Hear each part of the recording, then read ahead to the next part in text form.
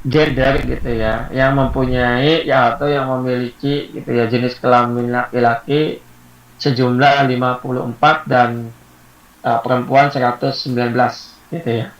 Dan jika kita dilihat gitu ya, atau bahasa ilmiahnya begini, ah, adapun gitu ya, adapun school system dari background variabel ya, itu terdiri dari day time classes gitu ya, atau kelas yang secara penuh gitu ya, atau secara kelas kelas setiap hari gitu ya, yang datang setiap hari itu ada 123 orang, sedangkan yang kelas malam ada 50 orang.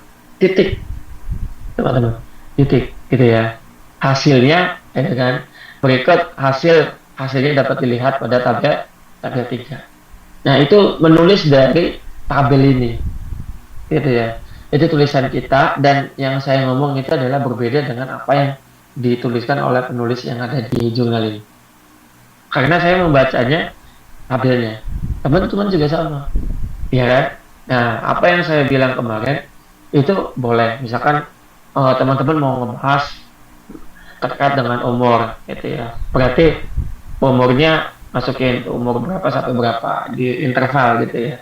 Terus kemudian dilihat dari gender, dilihat dari pekerjaan, terserah, tergantung kebutuhan teman-teman gitu ya. Yang dibahas apa, begitu. Kalau ini kan dia butuhnya gender dengan satu sistem, dua aja cukup. Tetapi data kita harus banyak gitu ya. Biar nanti ketika kita butuhkan itu sudah ada. Makanya cari banyak ke ini ya. Cari sebanyak-banyaknya data gitu ya. Dituliskannya seperlunya kita. Nah, ketika nanti teman-teman skripsi itu jangan berfokus dalam satu data itu. Nah, cari data yang paling banyak gitu ya. Nah, nanti kita cari irisannya yang kita butuhkan apa. Kalau gitu ya itu. Kalau nggak usah masukin.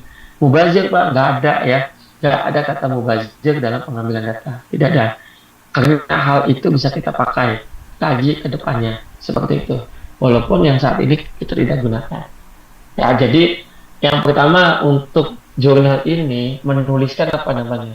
Menuliskan distribusi data gitu ya. Dan ini yang jarang sekali orang punya. Begitu. Jarang sekali orang orang punya. Dia menggunakan sebuah angket. Sama ya, kalau ada tes harus ada rata-rata, standar deviasi, ya kan? Ini hanya sebuah angket. Dan dia tidak menuliskan rata-rata. Kenapa dia nggak menuliskan rata-rata di sini?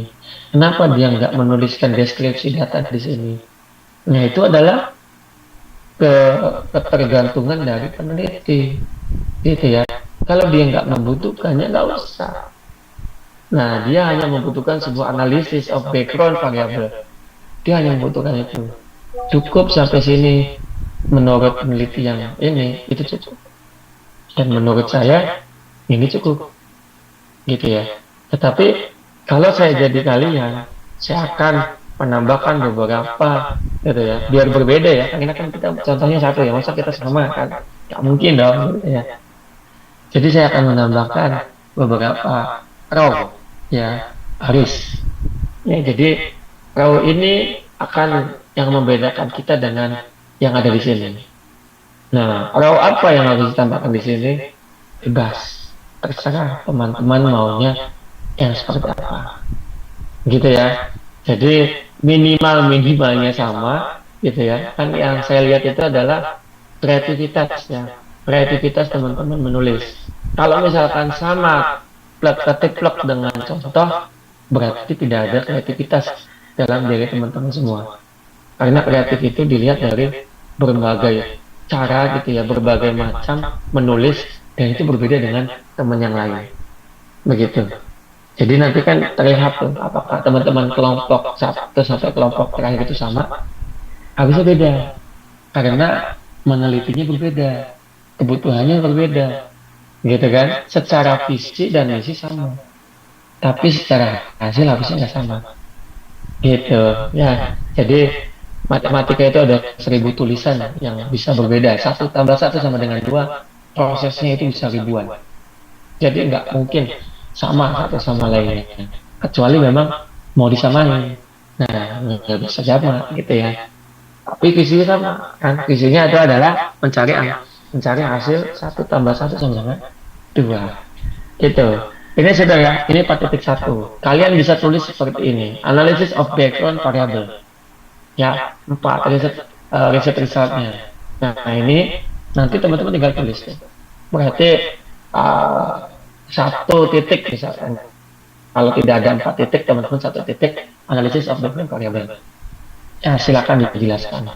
Terus kemudian dia menuliskan reliability and validity test.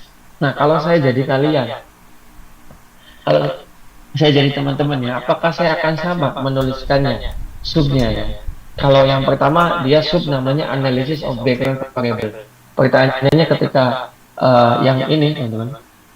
Nah yang ini yang 4.1 ini apakah teman-teman sama nama subnya analysis of background variable? Kalau saya jadi teman-teman akan berbeda. Kenapa? Karena kena kognitif nanti kalau kita sama. Jelas dong, karena setiap itu kita harus kognitif. Begitu ya. Dan nanti tugas teman-teman juga akan saya turunin. Seberapa besar gitu ya teman-temannya itu plagiasinya. Saya harap di bawah 20% gitu ya. Itu kriteria untuk mendapatkan nilai B itu wajib di bawah 20% plagiasinya. Begitu. Saya punya turnitin kebetulannya. Jadi akan saya cek satu persatu hasilnya. Begitu. Nanti biasanya mahasiswa terlebih dahulu mencari turnitin dari luar, nanti kirim ke ini ke Google Drive, saya akan turnitin kembali, gitu ya. Jadi prosesnya 2 kali ya, teman-teman yang turnitin, baru nanti saya yang turnitin. Oke, itu. Jadi saya akan rubah, tidak analysis of background variable. Mungkin saya akan menuliskan analisis ada of sampel data atau analisis disamain sama ini misalkan analisis distribution of sampel data mungkin atau analisis data of learning motivation mungkin. Nah itu boleh terserah atau deskriptif apa gitu ya analisis apa gitu ya. Nah itu boleh terserah. Nah yang ini yang 4.2 ini reliability and validity test. Apakah sama tulisnya? Enggak juga, gitu ya. Saya akan menuliskan uji uji misalkan validitas dan reliabilitas saya akan balik, gitu ya. Kalau dia kan reliability dulu, tapi menurut saya yang saya baca itu validitas dulu, baru dicari reliability-nya. Itu sudah berbeda, gitu ya. Jadi berbeda walaupun kita hanya membalik validity and reliability test, gitu. Itu sudah berbeda. Atau saya akan menulis confirmatory factor analysis, bisa di dalamnya nanti validity dan reliability test itu bisa, gitu ya. Terus kalau saya baca uji validitas dan uji reliabilitas, mungkin bisa juga gitu ya. Terus banyak ya padanan kata untuk menulis ini. Kalau teman-teman mencari yang di sini ya sama kayak gini, tapi kalau mencari di jurnal lain mungkin berbeda. Oke, ini teman-teman isinya cuma berapa ini nih? Berapa paragraf? 3 paragraf. Nah, pertanyaannya adalah apakah sudah saya ajarkan semua ini? Jawabannya adalah iya. Ya, kalau saya sudah ajarkan biasanya saya akan jawab iya. Kalau belum ya saya akan jawab belum. Karena kan objektivitas pengajaran kan teman-teman juga tahu gitu ya. Jadi ini teman-teman di sini CR, terus ini CA, ini ya, CA, ini CA, terus kemudian ini AV, ya. Terus di sini ada yang namanya discriminant validity, gitu ya. Ini ada yang disebut dengan convergent validity. Semua sudah saya ajarkan, ya. Semua sudah saya ajarkan dan semua sudah saya konfirmasi bahwasanya CR dan alpha harus lebih dari 0,7. Betul ya, greater than. Betul, sangat betul. Dan itu sudah saya bilang dari awal. CR dan CA harus lebih dari 0,7. Kalau nggak lebih, ya nggak reliable.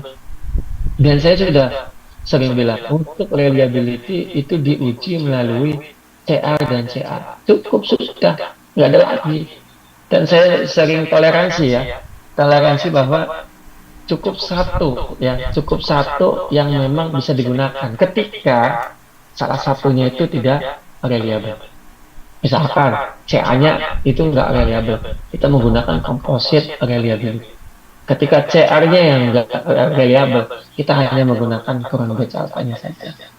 Setiap laten variabel itu aspek indikator, itu namanya laten variabel. Jadi sudah jelas gitu ya. Artinya bahwa ini sama teorinya apa yang saya bilang. Menurut siapa? Ini nih, menurut yang nomor 54. Bisa dicek 54 itu siapa yang ngomong gitu ya. Apakah omongan saya sama dengan omongan dia? Harusnya sama. Dan insya Allah sama. Gitu ya. Di sini untuk validitas itu diukur menjadi dua. Gitu ya. Sering saya bilang teman-teman. Kita mengukur ada dua. Ada kata N di sini, the validity refers to the correctness gitu ya of the scale. Terus dia ada dua. Measurenya indikator itu ada dua. Cuma ada dua. Nggak ada lagi ya. Convergent validity dan discriminant validity. Dan di sini juga saya sering bilang boleh tidak semua dipakai. Gitu ya. Boleh. Gitu. Karena apa? Karena kita masih proses belajar. Gitu ya. Nanti akan bisa menemukan hasil yang paling bagus di titik yang paling bagus, itu semuanya akan valid, begitu ya. Karena nggak semua data itu bisa bagus gitu. Karena apa? Karena yang kita tulis validitasnya, instrumennya, itu kita tidak ada proses penyeleksian dari sebuah instrumen. Wajar, gitu ya. Wajar saja. Nggak semua kita valid. Gitu. Dia jelasin di sini. Di validity-nya itu dia dijelasin ada dua. The convergent validity is mainly to measure the correlation between item with the same dimension. Di sini itu nanti dijelaskan convergent validity itu diukur menggunakan apa. Di sini menyebutkan n to the 10, ya kan, the average variance extraction AP-nya yang dilihat. Jadi dia merekomendasikan bahwa harus lebih daripada 0,5. Kalau greater than itu lebih dari sama dengan ya. Lebih dari sama dengan bahasa itu. Jadi bukan lebih dari, tapi lebih dari sama dengan 0,5 itu termasuk. Kalau bahasanya greater than. Nah, di sini teman-teman, di sini dia sudah menuliskan itu kata siapa? Kata ini. Kata poin 55. Jelas ya, bukan kata saya, dan insya Allah kata saya benar. Begitu. Terus dia menjelaskan lagi tuh. The discriminant validity is to measure the correlation between item with different packets gitu ya. Using the square gitu ya. Dia terus bla bla bla bla bla. Dia untuk bisa menuliskan diagonal apa is greater than correlation coefficient value of horizontal or vertical column.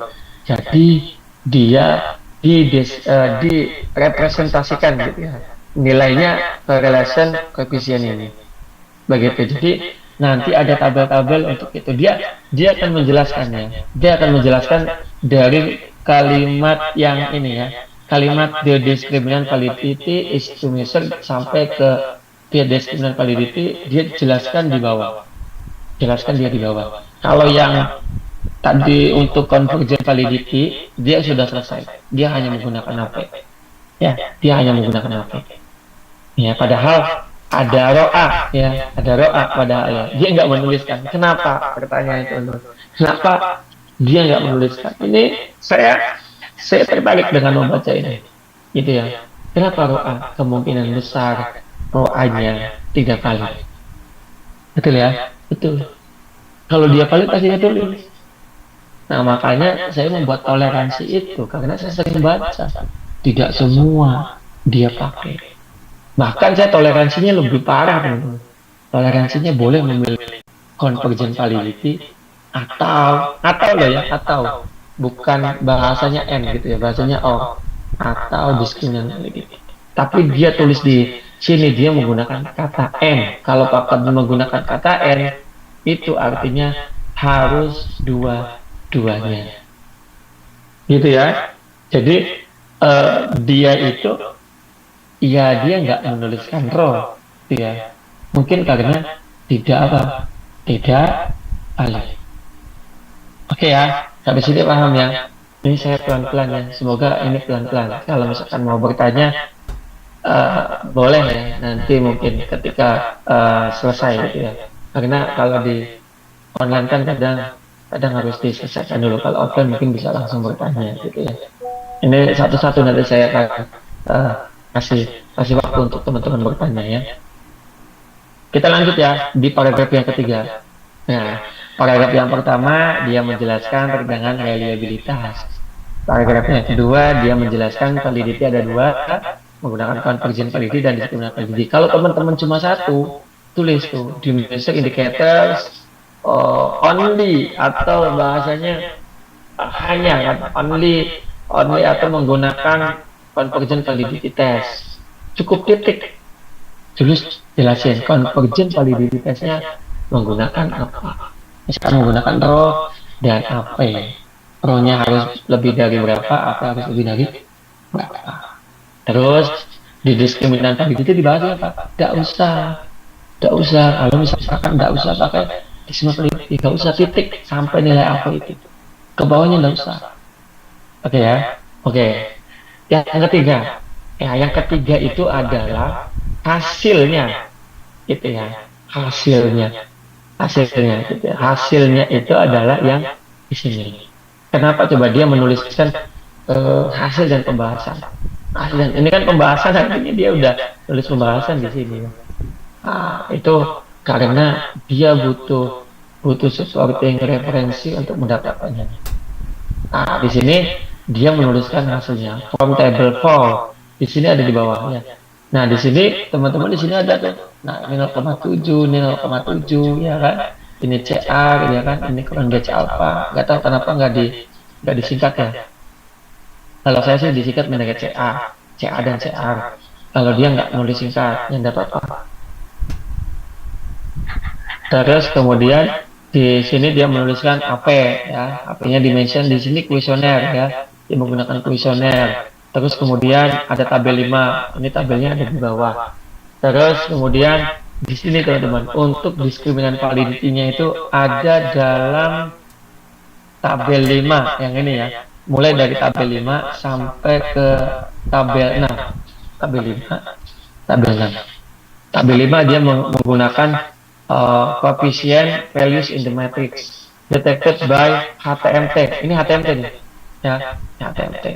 Terus dia menuliskan diskriminan validity-nya menggunakan hanya loh ya, hanya HTMT. Kemana cross loading? Kemana kernel kemana itu kemana karena mungkin saja mereka menulis itu seperti ini karena sudah valid, yang valid hanya HTMT. Kalau HTMT itu gampang dan paling enak ya, kurang dari 0,9, kurang dari 0,9, bukan kurang dari sama dengan ya, bukan, kurang dari 0,9. Kalau kurang dari 0,9, 0,9 nggak termasuk. 0,8 itu dikatakan valid secara diskriminan. Sama kan apa yang saya sampaikan, sama dengan jurnal yang dia sampaikan. Ini jurnal papan atas ya teman-teman ya. Ini jurnal Q1. Jadi apa yang saya bilang insya Allah terkonfirmasi sama dengan apa yang dia tulis di sini. Begitu. Ini sudah nih selesai. Ini teman-teman tulisnya. Nah, pertanyaannya teman-teman, kalau saya jadi teman-teman nih, saya mau ini ya, mau menguji yang sebelum yang sudah saya ini kan apa namanya ajarkan gitu. Yang kurang dari 4.2 reliability dan validity test apa teman-teman? Yang kurang dari ini, setiap tulisan pasti ada kekurangan, dan itu teman-teman harus cari kekurangan itu. Harusnya teman-teman tahu kekurangannya apa, karena biasanya manusia itu lebih banyak mencari kekurangan daripada kelebihan. Ya, coba teman-teman apa? Nah ini kalau di offline enak ini ya, ketika ada ini ya, ada misalkan ayah siapa ini bisa, tapi kalau online kan saya nggak ngerti gitu kan, biar kita tidak satu arah. Begitu, dan biasanya kalau saya online kan dia harus on cam karena lagi ini malam kan nggak mungkin ya. Jadi Ini apa teman-teman?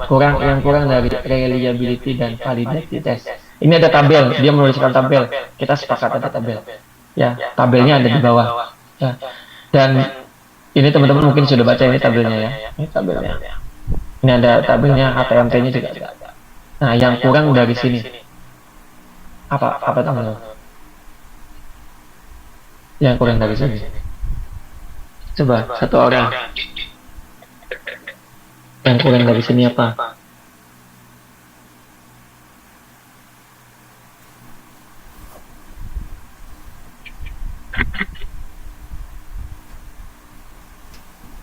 Suara saya masih terdengarkan ya?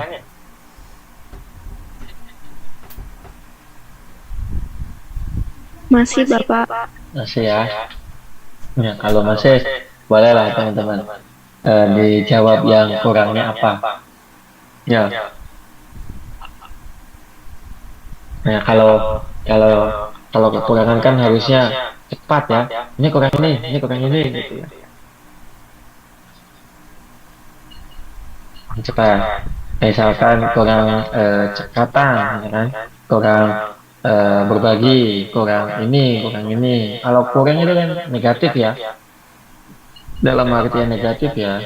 Jadi kurang ini harusnya lebih cepat diidentifikasi. Kalau kelebihan malah saya bingung ya. Ketika saya menilai kelebihan gitu ya. Saya bingung. Dan saya harus memikirkan kalau kekurangan saya cepat, jelas ya. Manusiawi ya, manusiawi. Coba teman-teman apa untuk kekurangan ini?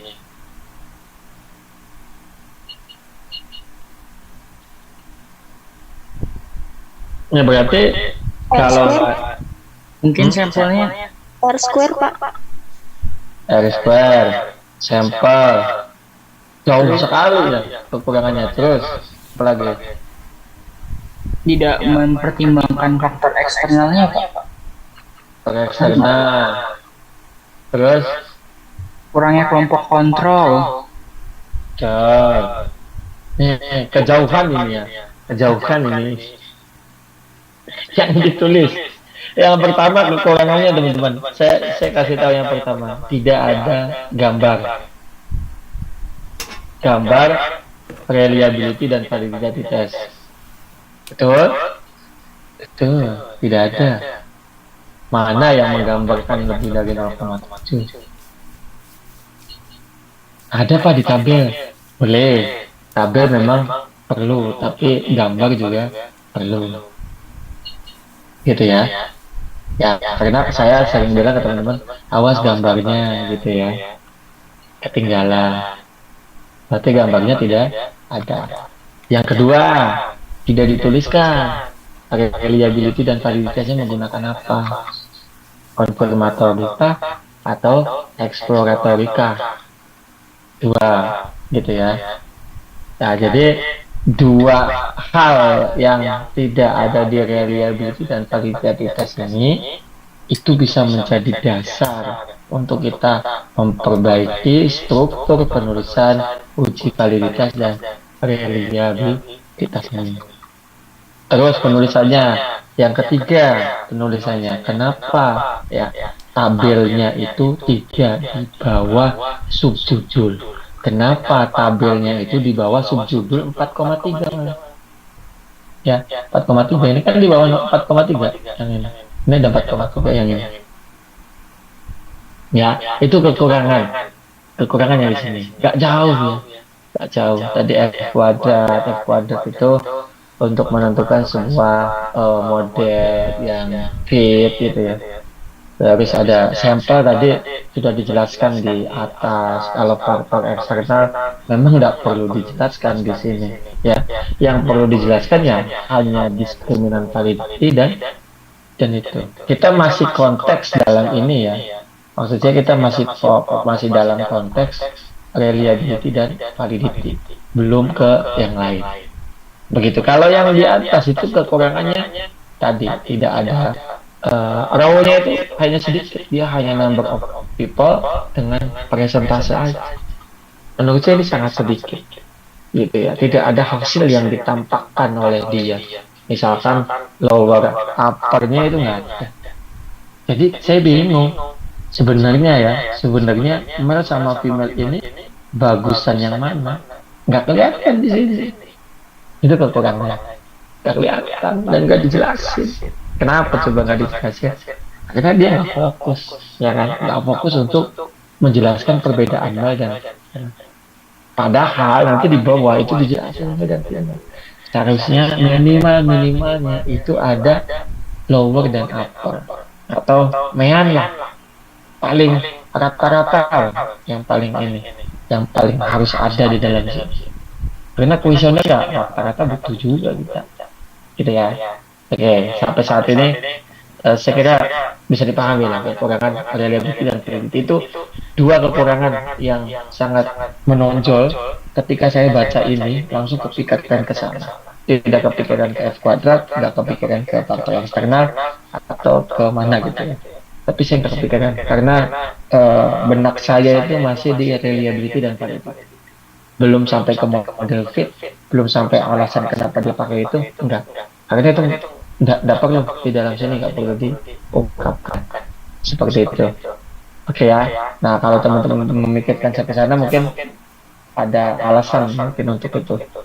Dan itu boleh-boleh saja. Silakan ya. Barangkali memang itu, tapi harus di ini ya, harus ada sumber yang mendukung nih. 1, 2, 3, 4 dalam reliability jadi ada 4 sumber yang dia tulis di sini. Lihat setiap paragrafnya dia mempunyai sumber karena itu wajib hukumnya untuk menulis karya ilmiah dalam satu paragraf wajib ada sumber. Gitu ya. Walaupun ini hasil kita. Ini kan hasil kita, tapi dia tulisin ada 57 sumbernya. Ya, jadi wajib ada gitu ya. Jadi teman-teman bisa menulis. Kita lanjut ke bawah. 4.3. Dia the analysis of the difference ya of various background variable on the research dimension. Dia akan mencoba tadi menjelaskan terkait dengan gender dan menjelaskan terkait dengan school system. Jelas dong, 4.3 dia bikin sub seperti itu. Cara bikin sub seperti apa? Bikin sub itu tergantung apa yang kita butuhkan. Dia kalau di sini dia membutuhkan untuk menganalisis perbedaan dari dua aspek atau dua dimension, yaitu terkait dengan gender dan school system. Gitu.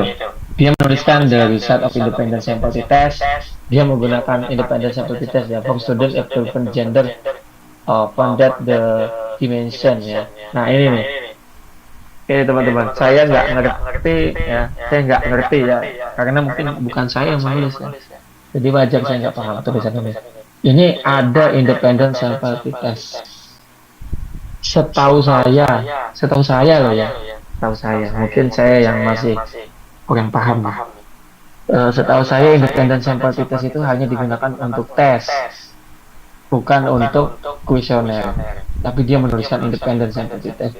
Kalau dia bisa membedakan gendernya itu antara laki-laki dan perempuan gitu ya, itu betul sekali menggunakan independent sample test.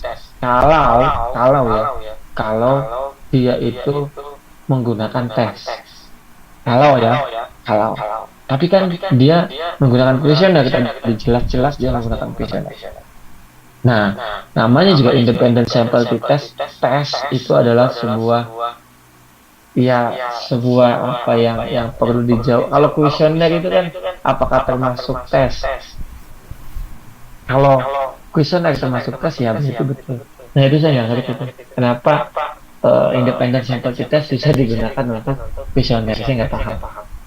Ya, di sini soalnya udah jelas banget dia menuliskan of the different genders from both the dimension. Dia ada PU, LM, LS, ya kan? Terus udah ada 3 ya, ada 3 dimensi. 3 dimensi ini dia independent sample test dan hasilnya there was no significant difference. Jadi tidak signifikan ya perbedaannya setiap dimensi. Ya kan dari P yang ini ya, dari yang ini. tidak tidak ada perbedaan yang signifikan. Dia tulis lagi, karena apa? Ketika blended learning is used in interactive game design course, dia tuliskan alasannya, kenapa dia berbeda. Ya, nah, tidak berbeda, maksudnya will not be different. Nah, di sini mungkin eh, bisa ya, teman-teman lihat. Nah, nanti dia tuliskan di bawah ada tabel. Ini tabel berapa? Tabel 7 ya. Tabel 5, tabel 6, tabel 4 itu milik reliability dan validitas. Ini, nah, kesini dulu. Kalau yang tadi kita abaikan dulu karena nggak terlalu penting dalam kuliah kita ya. Di sini dimensinya ada berapa? Ada PU, ada PEU, POU, ya, ada LM dan ada LS. Ada 4 ya. Tadi yang sudah bilang, yang tidak signifikan tadi ada 1 ya. Yang PEOU ya, itu terkait dengan gender ya. Yang lainnya itu punya signifikansi. Nah, di sini teman-teman, pertanyaannya adalah faktor loading ada nggak di dalam hasil TLS kemarin? Ada. Ya, front batch apa? Ada. CR ada. HP ada. Ya, dan ini apakah sama penulisannya dengan yang di PLSM? Berbeda. Ini yang disebut dengan kreativitas seorang peneliti. Ini berbeda. Dan harusnya teman-teman satu sama lain itu punya pemikiran yang berbeda. Penulisannya juga mungkin akan berbeda. Keren ya? Keren. Faktor loading itu yang itu loh. Yang 0,7, 0,8 yang kata saya itu loh, yang di order model itu loh ya. Harusnya tunjukkan ya. Yang faktor loading itu yang kata saya ini kalau lebih dari 0,7 valid, kalau lebih kurang dari 0,7 nggak valid. Itu namanya faktor loading. Dan itu kan sudah ada di gambar. Gitu ya, kalau ada gambar itu lebih bagus. Mungkin. Menurut dia, tabel dengan gambar itu mempunyai makna yang sama, jadi dia memilih salah satunya. Masuk akal. Ya, masuk akal. Gitu ya. Tapi nggak melarang juga, ya, nggak melarang juga menampilkan dua-duanya. Semakin banyak ya yang kita tampilkan, berarti semakin komprehensif apa yang kita tulis. Oke ya, saya dipahami. Ini mudah, ini sangat mudah ya, karena ini ada dalam apa? Dalam dalam Excel-nya. Oke ya, ini berarti ada. Terus kemudian ini terkait dengan discriminant validity. Nah, di sini ada formula letter. Padahal di atas tidak ada formula letter. Kenapa? Ini adalah kekurangan ya. Yang ketiga, tidak tertulis. Gitu ya. Tidak tertulis. Dan kenapa discriminant validitas itu dibedakan antara formula letter dengan HTMT? Jelas loh ya, di aplikasi PLSM itu ya, discriminant validity, formula letter, cross loading, HTMT itu dalam satu hasil. Kenapa dia membuat dua hasil? Dan nama judulnya juga beda. Kenapa nggak discriminant validitas dalam kurung HTMT? Nah, kenapa? Ya, kenapa? Ya, kenapa itu ya?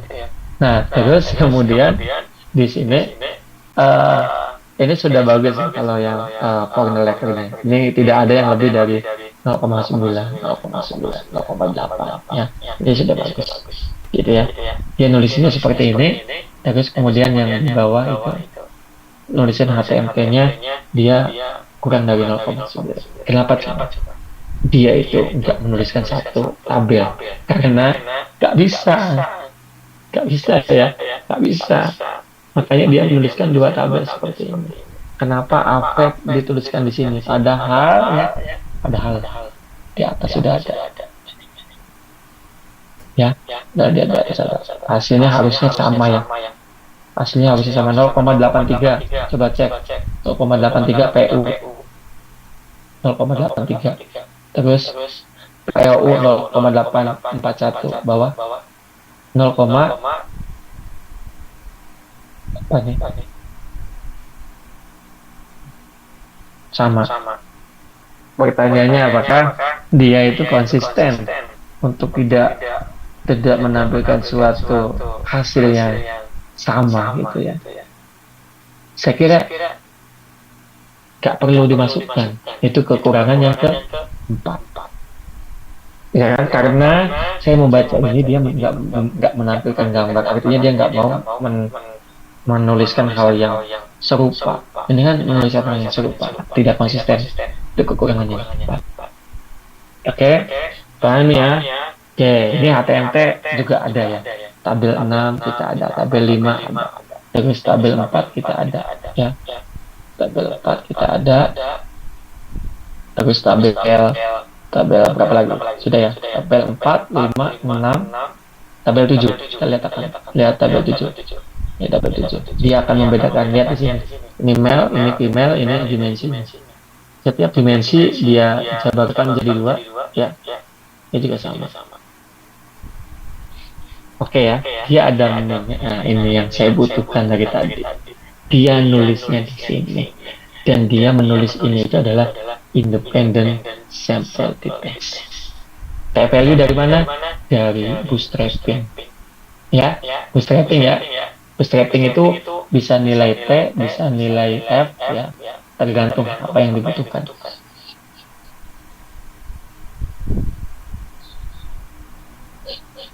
Ya, oke ya. Jadi ini mungkin untuk menulisnya ada summary table of independent sample test analysis ya, walaupun saya nggak ngerti independent sample testnya itu seperti apa. Terus kemudian dia menuliskan school system sesuai ya yang di atas ya.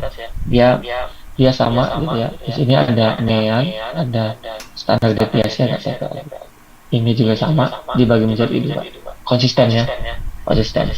Bagus, dia menuliskan juga seperti ini, dijelaskan sedikit-sedikit.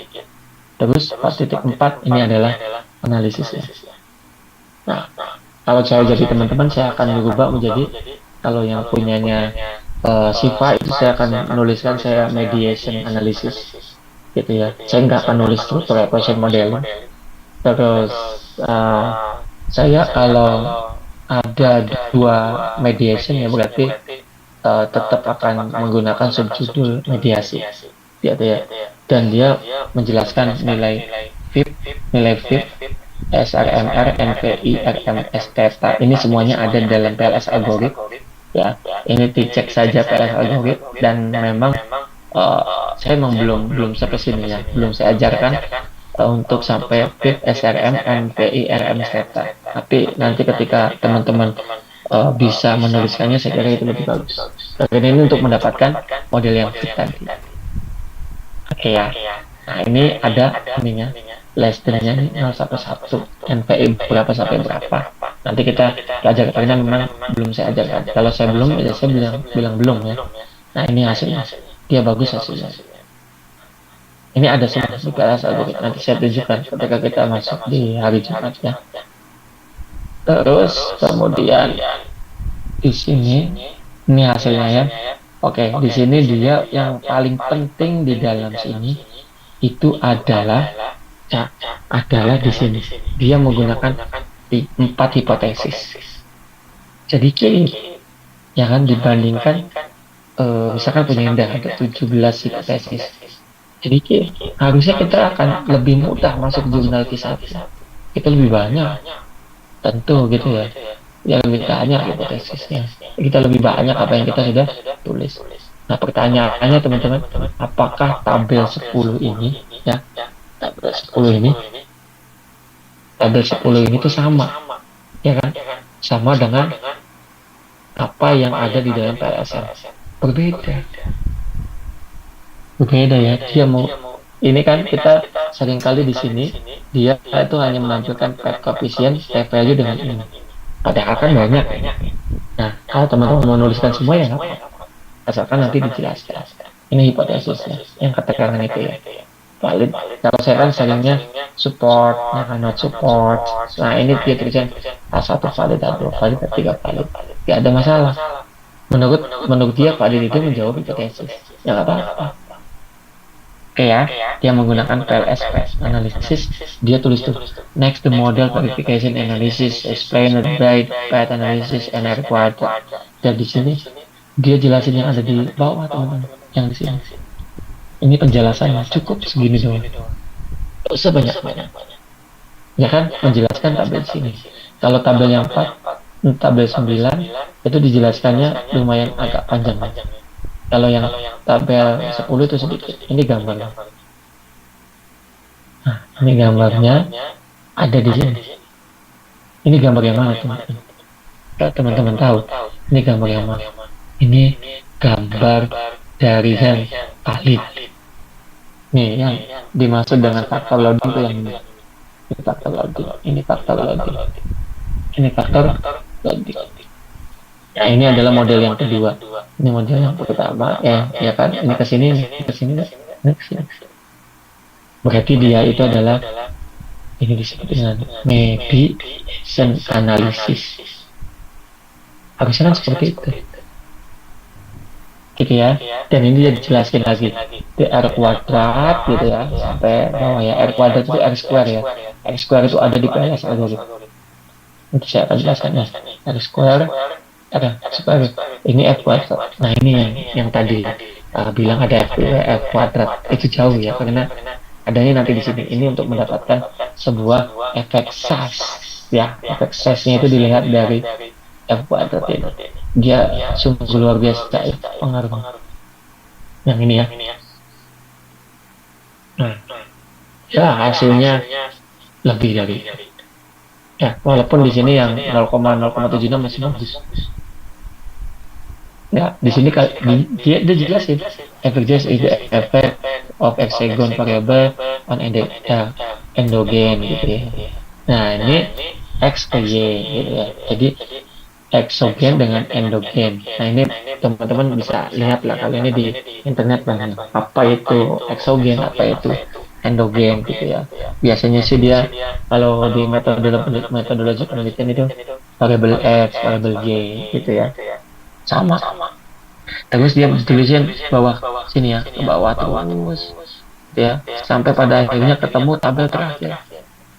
Nah, ini yang saya udah pernah uji intermediary. Saya nggak tahu ini dapat dari mana ya. Tapi kalau direct effect dengan indirect effect itu saya tahu. Untuk yang VAP ini sih nggak tahu gunanya apa. Ini kalau berdasarkan ini itu ya ini sudah bagus ya, 72,02% kali 5 kali. Nah, ini tapi untuk apa ya? Ini yang saya mau lihat juga. Jadi yang saya baca dari sini, saya punya pikiran, oh ternyata ada VAP value buat apa? Saya belum memahami betul. Begitu ya. Jadi ini tuh apa namanya? Ini tuh nanti saya coba akan lihat gitu kan. Nah, di sini kan teman-teman bisa lihat ya, bahwasanya di sini yang tulisan itu sama dengan apa yang kita sudah bahas gitu kan di dalam kuliah kita, dan nggak ada tuh ceritanya. Saya nggak ngejelasin ini kecuali yang VIP ini, karena saya nggak fokus ke sini gitu ya. Kita fokusnya ke model ini. Dan saya biasanya kalau menuliskan model fit gitu ya, model fit itu setelah ini, tapi dia menuliskannya model fit dulu baru ini. Terus dia menuliskan di bawah terkait dengan efek size. Oh, efek size betul adanya di bawah. Jadi sebelum ini saya akan menjelaskan yang model fit dulu gitu ya, baru saya menjelaskan R kuadrat dan F kuadrat. Terus saya akan menjelaskan VAP. Nah, ini yang saya belum paham itu VAP untuk apa. Kalau teman-teman kan nggak ada ini, nggak perlu dimasukin. Kalau memang nggak ada, nggak usah. Misalkan model fit ini ya, model fit yang ini nggak ada, nggak usah. Gitu ya, nggak usah. Tapi kan kita mau hal yang terbaik untuk penelitian kita. Saya kira itu yang menjadi dasar utama kita untuk menuliskannya. Nah, jadi saya simpulkan teman-teman di sini ya. Saya simpulkan dari atasnya, cara menulisnya. Ini saya akan jelaskan ke satu-satu ya. Cara nulisnya untuk yang jurnal ini, untuk interpretasi datanya itu di atas, tabelnya ada di bawah. Begitupun dengan gambar. gambar ada di bawah, interpretasinya di atas. Lihat di sini. Di sini tabel 3 itu interpretasinya ada di atas. Terus 4.2 itu interpretasinya ada di atas, tabelnya ada di bawah. Gitu ya. Terus 4.3.1 ini tabelnya di bawah, gitu ya. Tabelnya ada di bawah, penjelasannya ada di atas. Itu. Terus tabel 8 penjelasannya ada di atas. Ya, penjelasannya nggak usah banyak, kuantitatif itu untungnya gitu. Ya, untungnya itu adalah kita nggak perlu banyak-banyak memikirkan kata untuk menuliskan hasil interpretasi. Beda dengan kuali. Kuali itu harus fokus dan harus mendetail. Kalau ini mendetailnya menggunakan tabel, gambar, cukup. Itu saya sukanya dengan kuantitatif itu. Ya, bukan berarti saya nggak suka kuali ya. Tapi kuantitatif itu keunggulannya itu tidak kebanyakan tulisan, tapi kebanyakan tabel, kebanyakan gambar gitu ya. Tabel dari mana? Dari aplikasi. Gambar dari mana? Dari aplikasi. Nggak usah mikir. Mikirnya itu nanti tulisannya aja. Gitu ya. Ini tabel 9, cek penjelasannya di atas. Tabel 10, penjelasannya apa lagi tuh? Tabel 10 cuma sekiannya. Berapa kalimat sedikit banget. Padahal ini adalah fokus utama. Ya, hipotesis diuji di sini. Baru nanti bawahnya. Ini ya. Wadat ini juga sedikit ya. Cuma satu paragraf. Ini baru dia jelasin yang tabel 12 banyak ya. Luar biasa. Nah ini discussion. Discussion itu dia berbeda. Tapi untuk yang resultnya itu ada tabel 12 itu ya. Ada referensi itu untuk menentukan supporting referensi untuk menjelaskan kita gitu. Karena ada teori di sini. Kalau saya jarang sekali sih ada teori. Tapi dia keunggulan dari jurnal ini dia tulis step by stepnya, gitu kan. Terus kemudian dia tulis tolak ukurnya, dia tulis juga referensi. Ini yang saya belum sampai sini tulisan saya, karena saya masih jauh dari kesempurnaannya teman-teman. Ini jauh lebih sempurna daripada punya saya. Berarti yang nulis ini adalah orang yang ahli kuantitatif. Bukan hanya bisa menguji, tapi dia bisa menulis.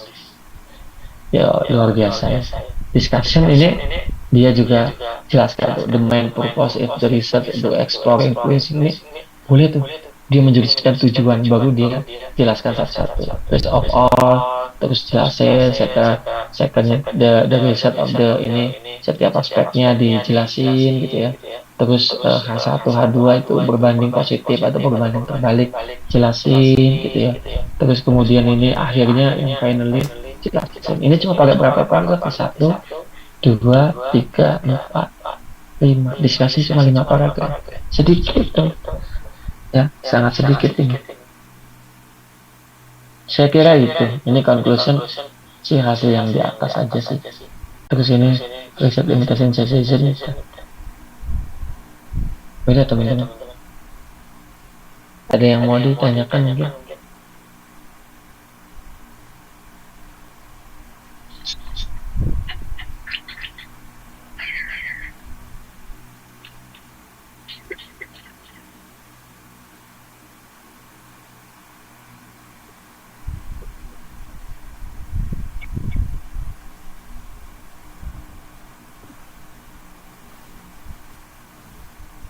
Ada yang mau ditanyakan?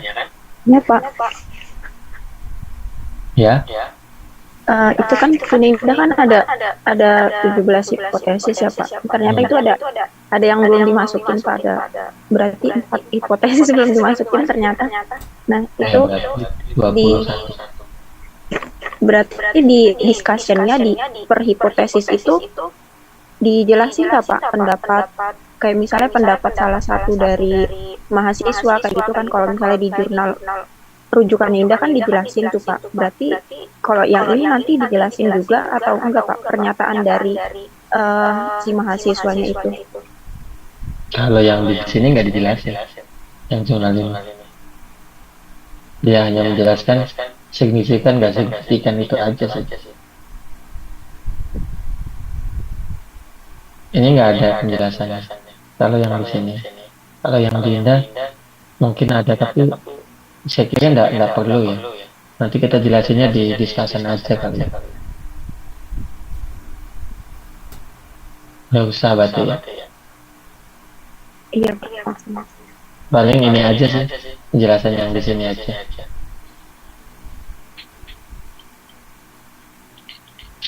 Kalau ini cuma 4 kan. Kalau Indah kan 21 berarti itu.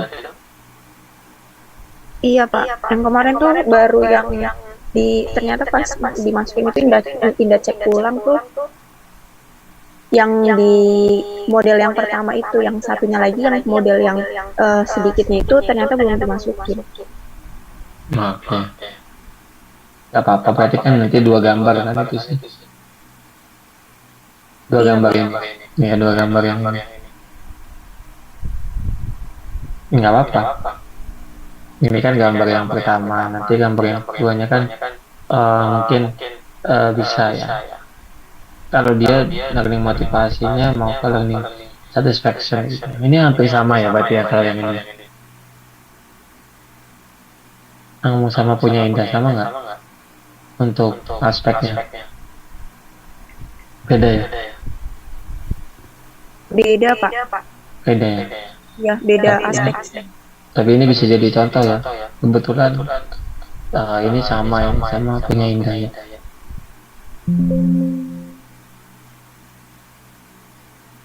Ada yang lain teman-teman silakan.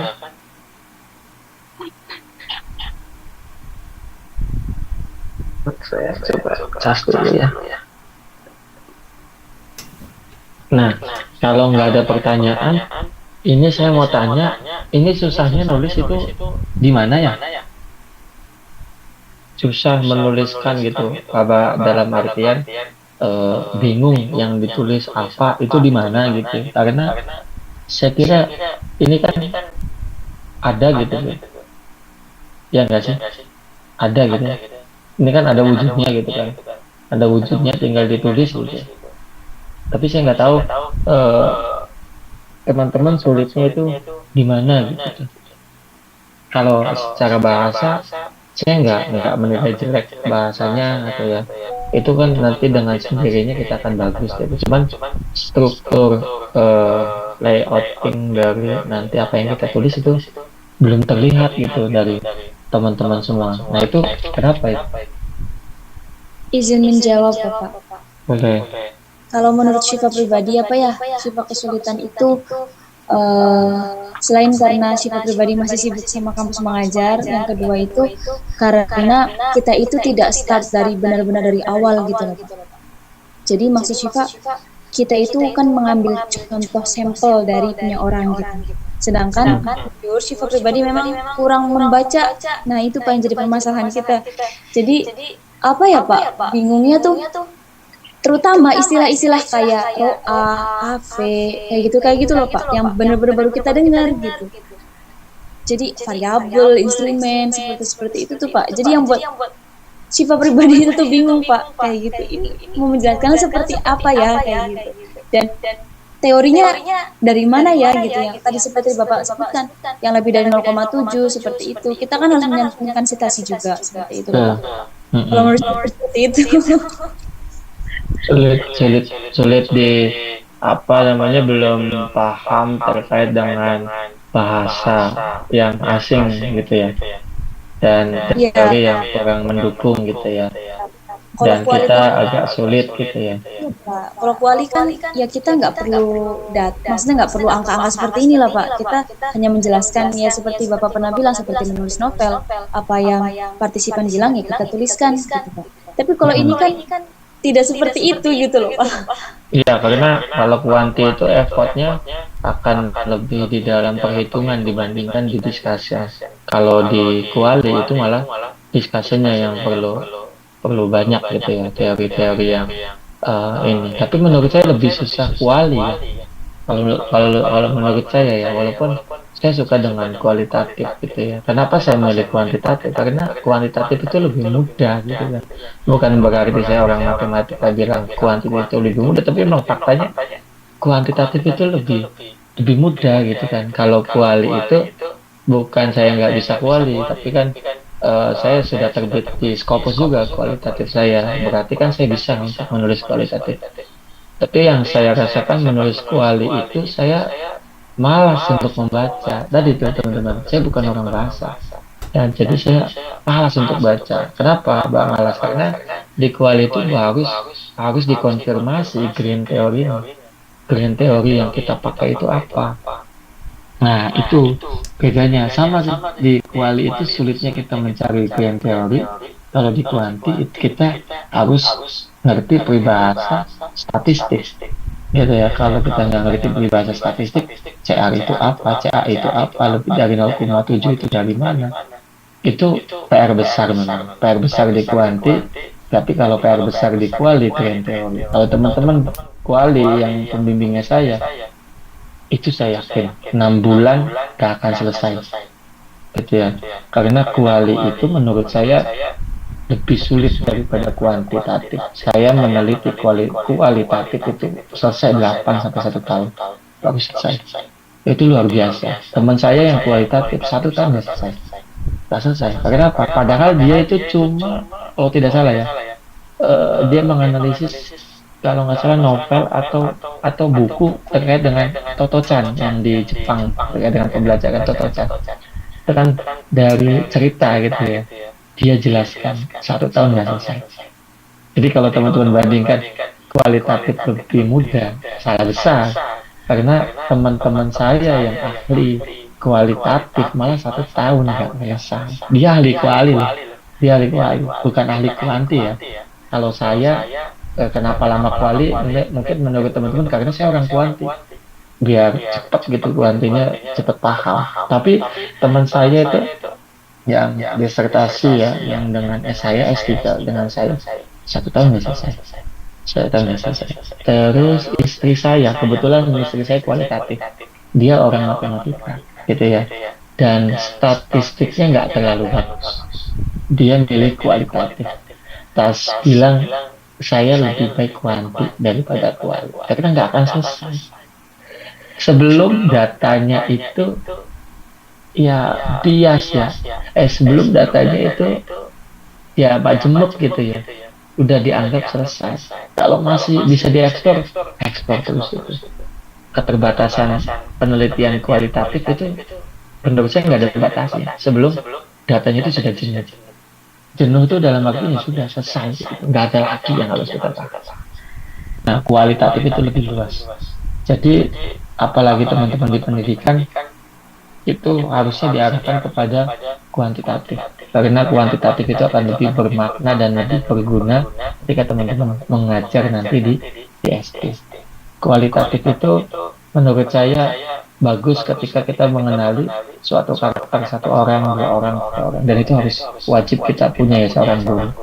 Itu karena saya sendiri senang dengan kualitatif dan saya bosan dengan kuantitatif. Tapi kalau saya memilih untuk lebih cepat ya menulis artikel, saya akan memilih kuantitatif saja. Kuantitatif itu lebih mudah. Mungkin ya siapa ya, dan teman-teman yang lain.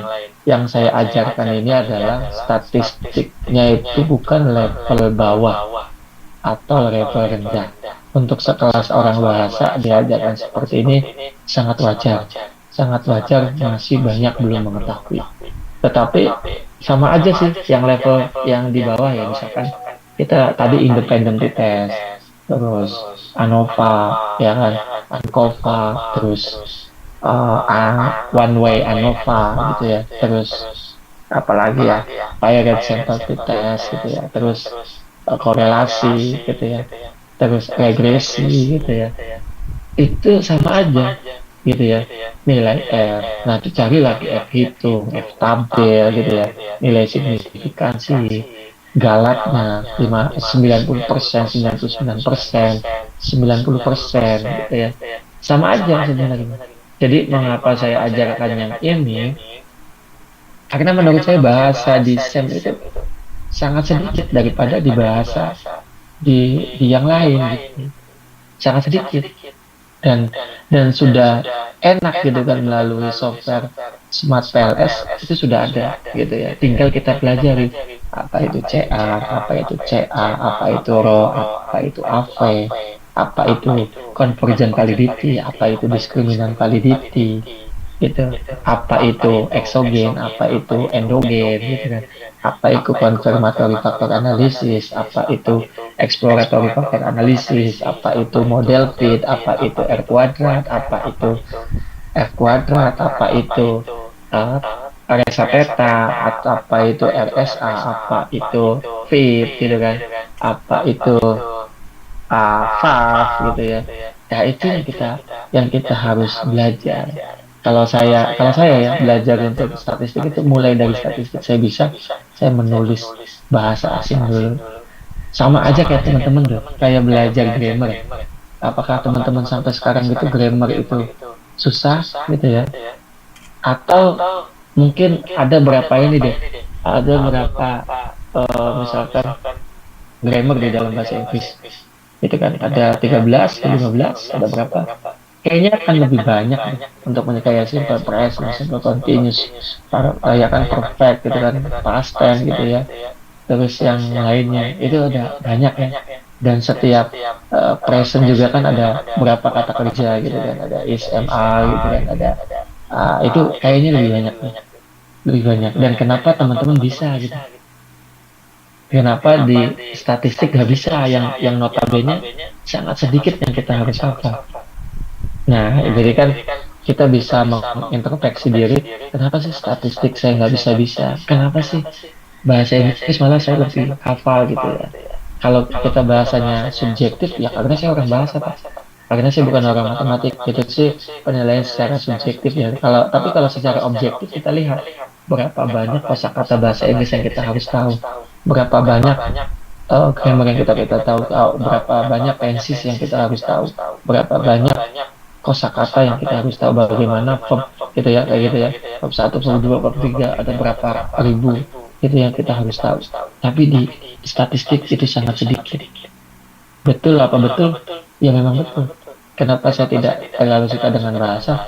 Karena bahasa itu lebih banyak menghafal daripada sebuah matematika. Matematika itu lebih sedikit menghafal daripada suatu bahasa.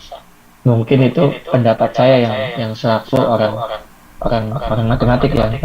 Kalau misalkan pendapat orang bahasa ya akan lebih mudah gitu ya daripada